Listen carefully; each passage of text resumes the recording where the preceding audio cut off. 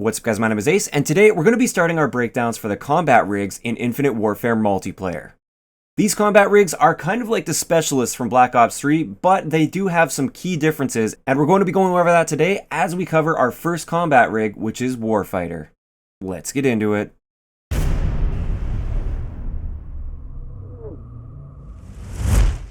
Alright guys, so first off, let's go over a general overview of what these combat rigs are. Like I said, they're similar to the specialists in Black Ops 3. And there's 6 of them that we know about so far. There may be more added in the future, but as of right now, we know about 6 of them. With each one of these combat rigs, you select your combat rig, and then you have to choose a payload as well as a trait. And each of these combat rigs has 3 payloads and 3 traits to choose from. Now you can't mix and match these payloads and traits, so once you choose a combat rig, you can't just take a payload from one combat rig and then a trait from another. You have to stick with the payloads and the traits available to that rig. So a payload is basically what we see with the specialists in Black Ops 3. It's either a weapon or an ability that charges up over time. It has that same sort of indicator in the bottom right hand corner of the screen. It will charge up on its own over time, but as you earn score, it will end up charging up faster. Once you end up earning this payload, you just activate it in the exact same way that you would activate your specialist in Black Ops 3, and you get to use it. As for traits, these are like an extra perk that are attached to a particular combat rig. For these ones, you don't have to charge them up or anything, and you don't have to activate them. They are just always active on your class, just like a perk would be.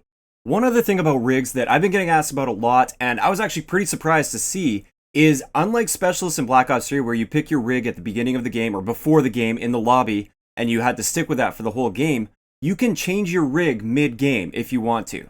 Now the rigs themselves aren't attached to particular classes. That's another question that I got asked from the people that knew that you could switch rigs mid-game. It's not attached to any of your particular classes. There's a separate option when you open up the menus where you can just simply switch your rig up. So you can switch up your traits, switch up your payload, or just completely switch your rig and pick a payload or trait for them. So this is a really interesting design. I'm not too sure how much I like this though. I kind of like the idea of if you pick something in the lobby before the game, you have to commit to using that. And therefore, there's that trade-off where you might go for something that's a little bit risky. And if the players are able to adapt to whatever you're doing and the abilities that you're using for that, then too bad for you. You don't get to just switch it up on them mid-game. So let's kick it off in today's video with our first combat rig, and that is Warfighter. Now Warfighter's combat style is described as mid-ranged assault, and its payloads include Claw, Overdrive, and Combat Focus. Claw is something that we've actually seen in the reveal trailer. I also got to play with it a little bit at Call of Duty XP, and it's described as a rapid-fire spread shot weapon with ricochet ballistic rounds designed to take out enemies in front of you and around blind corners, and you can aim down sight to get more focused damage. This one I actually felt it was quite balanced. It didn't kill super quickly. I mean, the time to kill in general is pretty fast in this game, and it didn't really seem to stand out as something that's like completely uncounterable by any means. It's a kind of neat weapon. You can take out groups of enemies if they're really close to each other and you're like point blank range or you're up close to them. So it'll just like destroy anybody that's standing next to each other as long as you're not aiming down sight. Once you aim down sight, it concentrates that into like a single shot, and you can deal damage a whole lot faster if you do that. And also I wanted to mention that the bullets ricocheting does work quite well. I was messing around with this a little bit. I didn't shoot anybody around a corner or anything, but I wanted to see how this ricochet worked. So I was just shooting the ground in front of enemies with this, and it was bouncing up and hitting them and still killing them very effectively. Overall, I think Claw is going to be a good fit. I'm just picturing it like how it would fit in Black Ops 3 if it were included. And I feel like it is balanced quite well with the other specialist weapons that we're kind of used to. So as a payload in this game, I'm not too concerned about this being overpowered by any means. I think it'll be just a nice addition as a payload. So next up for the choices that we have for Warfighter's payloads, we have Overdrive. And this is basically like Ruin's Overdrive in Black Ops 3. It allows you to move extremely quickly for a short period of time. The charge time is going to be quite a bit faster as well, so you can earn this more often than you'd be able to earn a Claw, for instance. And it's really nothing new to us. Same thing goes for the third one, which is Combat Focus. This one allows you to earn double streak points for a limited time while you have it active.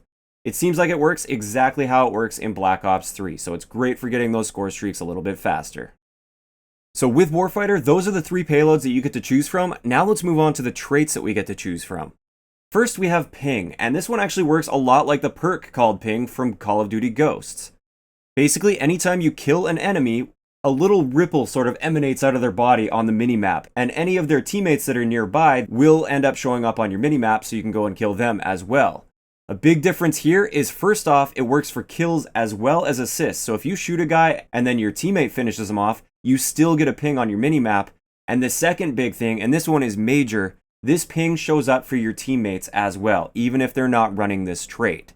So if you have one guy on the team running ping, and he's getting lots of assists at least, or he's getting lots of kills, it's going to be helping the entire team out because it's showing other enemies on the radar.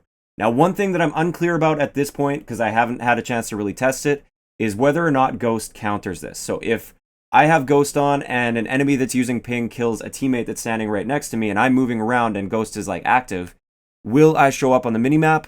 I don't know for sure yet. We will test that once the beta comes out and we get a chance to really get our hands on the game.